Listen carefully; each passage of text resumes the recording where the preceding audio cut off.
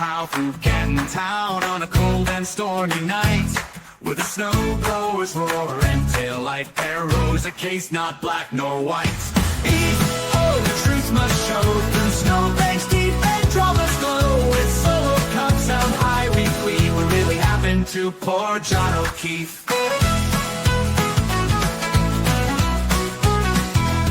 Carolyn, she took the stand with the world glued to the stream. The whispers flew like nor'easter winds. Was it love or a deadly scheme?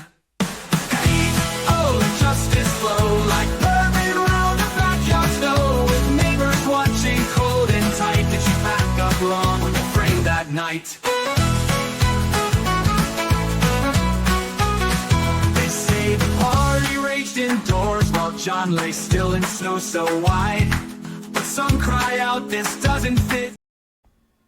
Hey guys, it's Mo from Mo in the Deep End and breaking down day 31 and ranting. So we started today with Dr. Rentschler back on the stand and Jackson doing, well, direct still. So there was a PowerPoint prepared for jurors with blank slides to evaluate the evidence and, analysis of all of the aperture testing. Looking at Judson Welcher, what he reviewed, and his testing that he did. Now, ARCA did testing based on reviews of biomechanical analysis reports, testing, kinematics, focus on the arm and body injuries that he sustained by hitting the car or yard, causing, the skull fracture. Basically, he also had to look at sort of the force tolerances of all of the bones in the arm to see kind of how they would react and what force was needed to cause fractures, avulsion fractures, any sort of injury to John O'Keefe. And, demonstrate, again, how things work. Details matters in these particular investigations. A point that Brennan was quick to jump on, but we will get there later.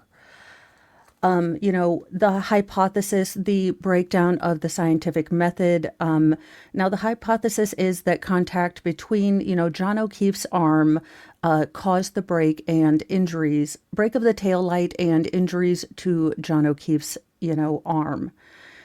It looked at apertures reports and the test that they did, singular test about where John's arm would be positioned with the blue paint and it correlating to the abrasions found on John O'Keefe. Now, you need to look at a lot of different things, when you're looking at an accident reconstruction. The hoodie, having the same type and brand of hoodie is going to be important because they were also looking to see if the taillight could create those punctures that correspond to the abrasions on John's arm. So again, you need to not ignore the clothing. You need to have it, on you and really focus on that as well. Then we continue to talk about the paint transfer test. Basically, again, going in that Dr. Welcher only talked about the geometry of the paint on his arm was similar to where the, injuries were on John O'Keefe's arms. And then how you would diagnose and how you would get these. So the first step is, to get evidence from the arm and match it to the sweatshirt, try to figure it out how he got the, laceration to his head. And really the only other injury besides the back of the head were the superficial abrasions on the right arm, a very small cut on the left side of his nose, and then a very small 1/2 of a centimeter abrasion on his knee. So again, according to medical records and the x-rays that suddenly mysteriously showed up, even though Dr. Welcher said they didn't exist, he didn't look at them, and we couldn't tell if, John O'Keefe's arm had really been hurt. Magic abracadabra oopsie cadoopsie. Looks like there were actually x-rays taken of John O'Keefe's extremities and his entire body, and the x-ray of the right arm shows 0 fractures. The hand shows 0 fractures and 0, anythings really. There was nothing shown by these. By the x-rays at all that would support that, John O'Keefe had injuries that were just not shown because, the medical examiner didn't take them. Turns out they took them, and Dr. Welcher could have looked at them, but they didn't. He didn't. Now, they were showing absolutely no, injury to the ulna, the radius. These are the 2 bones in your forearm, or the humerus or elbow joints, or even in the shoulder. Now, the hoodie, it was noted there were 9 different punctures or holes in the arm. And, just went into a closer up of that, and kind of again showing that they were looking to recreate these 9 holes with, the end connected to the arm hitting the tail light. Now, the only test by aperture with anything regarding John's arm placement, where John could have been, how things could have happened, was that blue paint test.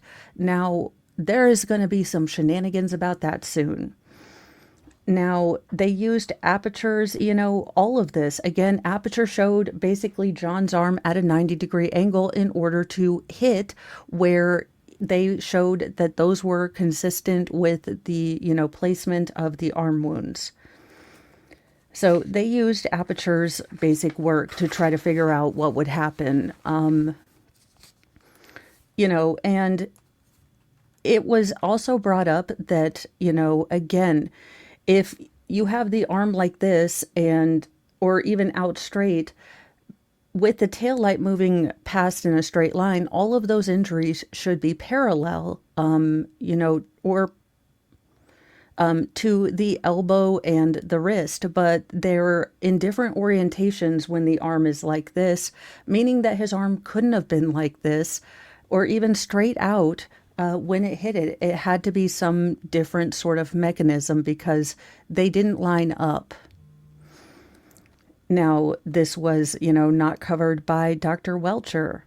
Other testing, the right arm causing, 32 abrasions. There was 0 evidence, that could be gleaned from the blue paint test. Basically, the entire direct was, could you ever figure anything out from Dr. Welcher's, testing at all? Now, 50%, hybrids were used in many cases. They are kind of the industry gold standard from what Dr. Rentschler said. And it is easy for, people that are mechanical engineers and smart at math to scale up the weight in order to, make it for a taller or a shorter person or a more heavy or light person. So there are, different ways that they can use these sort of 50% high or hybrids because, that's just, again, how the industry works. They aren't going to pay for a variety of different crash dummies in sort of random sizes and hope they fit. Definitely when to talk about the force between a 6,000-pound SUV versus a 10-pound arm, and the G-force at a 24-mile-an-hour test was 1,000 pounds for the elbow and shoulder, or 1,000 Gs. Look, it's a lot.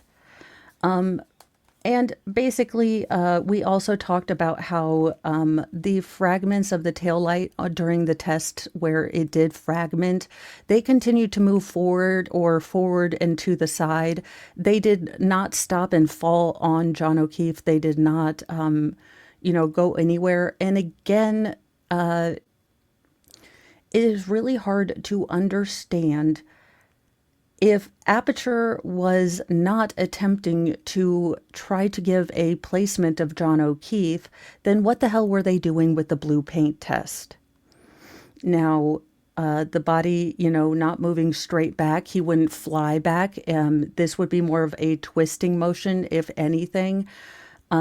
Hank tried valiantly to get in there that, oh, what if he, twisted and stumbled and hit the, berm or the concrete or the pavement or something like this. It was just, again, it was grasping at straws, and we're not there yet. Now, basically, there were a bunch of peer review papers that were cited in Dr. Rentschler's work, and one of the peer reviewed publications was about hand tolerances, or what would cause the knuckles and fingers to break. And it turns out it's only 397 pounds to 483 pounds. And all of the sort of force calculations that were done at every single speed from the 15 to the 29 all showed that the force was high enough to break it, but especially at that 24 miles per hour, which is what the state has been going on and on about at the end of that 10-second, window. It was a great enough force that it would have fractured elbows, humerus, the ulna, and possibly the wrist and elbow, and possibly torn John's shoulder out of his socket. Now, basically a glancing blow, trying to understand, again, where this happened. Your center of mass is in your umbilicus, so even if John was hit on his arm, then it still wouldn't have been his center of mass. It wouldn't have knocked him anywhere. It might have spun him around, which was shown by the, dummy on the forklift, but it wasn't enough to knock him 10 feet back on 10, 20 feet back onto the lawn. There was no way. Again, the problem with this case has always been the problem with this case. We don't know where John was hit. We don't know when John was hit. We don't know his exact, position. So again, unless you can do all of those things, there's no way to reconstruct this. And that's the problem. And the problem is that the debris field wasn't, GPS coordinate. All of it wasn't GPS coordinated. We didn't have an exact area where John's body was found. We were given an approximate. So none of this has been done a correct way that could even attempt to make a recreation. ARCA did their testing based on what Aperture did. And Aperture, as far as I can tell, he played Blue Man Group, fondled a dummy, and basically had Shannon make up a bunch of stuff and lie about his, education. So who knows? I mean, that's kind of where that went. Aperture had 0 peer-reviewed articles about paint transfers or anything like that. And the one article that Judson used about, what part of the body was going to be more likely to be affected in a car wreck was a study from 1979.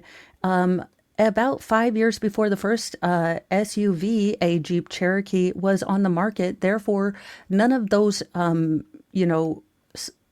values and statistics that he used were in any way applicable to this case, because they only dealt with sedans. They didn't deal with SUVs, which are a fundamentally different car, especially when you're thinking about weight, forces, acceleration, and all of that stuff. Now, ARCA used, let's see. And basically the same device that Mr. or Dr. Welcher used for the drop test is exactly the same device that Hank Brennan has been bitching about, that ARCA used, the 50% sort of, stand-in. Aperture was not consistent with this. Then we get mother effing Hank flippin' Flapjack Brennan up as a thunder cunt. A mega thunder cunt, if you will. So, facts matter. He basically stated there is not a known, exact location where John was. 10 feet, 20 feet, it was never marked. Now, then Hank decided to show him that, blurry picture of the front lawn when Karen is there. And honest to God, I can't see very much anything. And that's not the kind of locator that you need when you're doing the exacting math of reconstruction. Now, basically, he was asked if he talked to anyone about Dr. Welcher's testimony. He said no. Uh, Basically, the hybrid dummy is not 216 pounds. So he brought up the sequestration order and again made a big point that, and I am shocked that this didn't open the door. He fucking ran through that door. He basically talked about, someone fed you information from the first trial. He did make a point to say it wasn't the state or the defense, but again, he said your employer, which it wasn't his employer, it was the client. So then we, went to, did any of this help you with your testimony last time? And the doctor responded, no, it maybe gave me insight about what was talked about, but it didn't change my opinion about anything. Hank continued, basically that he showed the video where the fragments were going forward and basically tried to explain that the fragments were, traveling faster than John O'Keefe and they wouldn't maybe end up all in the yard. There were 0 defects in the sleeve, but apparently, it's not kosher to use a crash test dummy to check out, how things would work on skin. Aperture paint test showed areas of the hand and a peer-reviewed publication about hand tolerances, wait, crap, I went the wrong way to the Great Valley. I'm sorry, you guys. I guess I just really didn't want to deal with Hank's cross.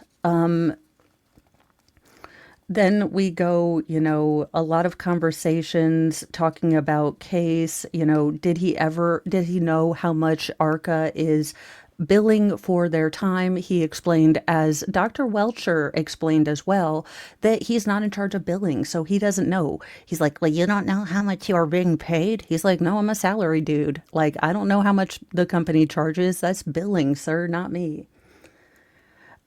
Basically, then he, wanted to know about the time everything happened. Did you get a text to ride and pick up? Did you work with, Dr. Wolf and, Mr. Klein, maybe? And basically he's like, yeah, I worked with them, but I'm in the Pittsburgh office and they're in the Philly office. So we consulted with each other, but I wasn't the one doing the mannequin test or the dummy test or things like that, but I was trying to. Dr. Wolf basically used a different, a different formula or a different sort of variance to get his sort of force going and things like that. I didn't quite understand it, but basically Dr. Rentschler said, yeah, basically he used a different equation. I, accounted for that in my measurements and continued to get the same values. So it wasn't so much the gotcha that he thought. Forensic pathology relied on, basically also putting out there that Dr. Welcher put lacerations on his slide when he showed John's arms, but they're really superficial abrasions. So the fact that he, worded it wrong was actually Dr. Welcher's fault.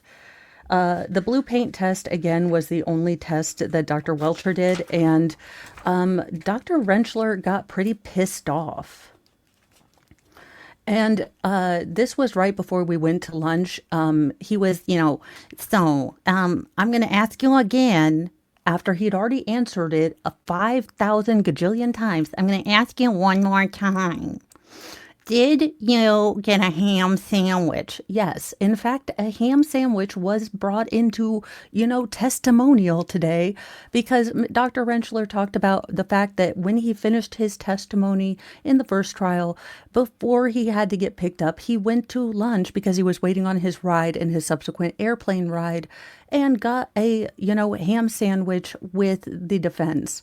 And he basically ate his sandwich, then waited for his ride.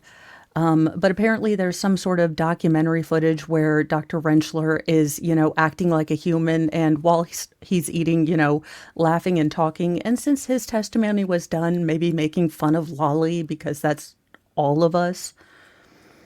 So then we went to, May 7th. What was basically your report and bibliography and all this ridiculous stuff? Then he went to, the creator of, I guess, the crash test dummy or something, the first trial medical records and stuff, and the x-rays were available to them during the first trial. So I don't know how Dr. Welcher didn't get the x-rays unless the state didn't give it to him.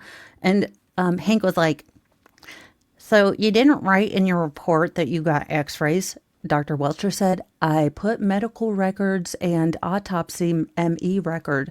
Those included x-rays. I don't know why. And then he was like, are you regurgitating the medical examiner, or are you reading the x-rays yourself? He's like, I'm not a radiologist. I'm simply stating what the medical examiner said. So you're regurgitating facts that you didn't investigate yourself? Just absolutely could not be dumber. If you ask me. Now, again, he was just talking about so many ridiculous things. It was actually funny to see Dr. Rentschler hold his own and kind of take him for a bit of a ride. Again, Dr. Welcher basically said, or not Dr. Welcher, Dr. Rentschler basically said, if you can't prove where he was, when he was, how he was hit, or anything, you can't prove that he was hit by a car, or you can't make a reconstruction that's going to follow or find any of those variables. And, Hank kept saying, well, you don't know. And he said, well, in order to, line up those marks on the arm with the tail light, we know that the arm has to be able to be contacted by the tail light. Then on redirect, basically, none of the Jackson tried to rehabilitate that, hey, it wasn't ARCA. It was the client that hired you. I don't think he said agency, but he did say client that hired you that was keeping you up to date on the trial. And again, for the 50 gajillionth time, he said, none of that changed my effing opinion, because physics are physics, and my opinion isn't going to be changed by any of this. Definitely talked about a fender vault and how, the back of the SUV has a different geometry and wouldn't be conducive to starting, a fender vault like a sedan would. And basically, the cut on John O'Keefe's nose was on the left side. And if anything were to come from a collision, you would expect it to be on the right side because, again, that's where all of the other injuries were found. That being said, none of this made any sense. Hank then, talked about the fender vault collision or if he had been clipped.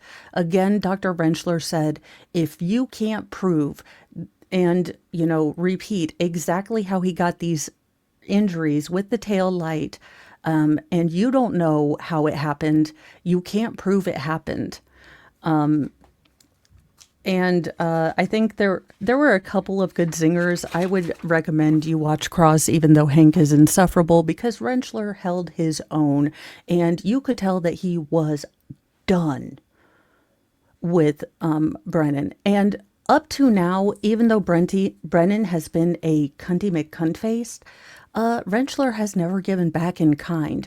But he was in full fuck deficit this afternoon. And he was basically, just saying, well, again, if you can't prove it, there was no collision. I didn't look at that because, look, you can't prove how it happened. So you can tell me, I didn't look at this, I didn't look at that, because it wasn't the purview of my biomechanical, approach. Again, Dr. Wolf was working on accident reconstruction, and Dr. Rentschler is a biomechanic or mechanist, or a biomechanicologist. It's too damn done in the day to figure this out. That being said, that's about all of it. Bev, then it looked a little sneaky, but Bev made sure that the lab reports that prove that Brennan lied went into evidence, so those will go back with the jury. And Mr. Yannetti is again wanting to be heard in the morning about, the state didn't prove not a GD thing, so we're done. Like, why are we here? And I think Alessi might have something else. I don't remember. I don't recall. Now, the defense are trying to get in the rest of Dr. Rentschler's, slides. Apparently, Bev, again, they edited everything that the state wanted out so they could present them. Now, the state's still objecting because he's saying their own opinions. But again, opinions were allowed in the Rentschler case, but, it was, again, not, as it was pointed out, Alessi didn't object to them, so maybe there's a point about that. Tomorrow will be jury instructions and those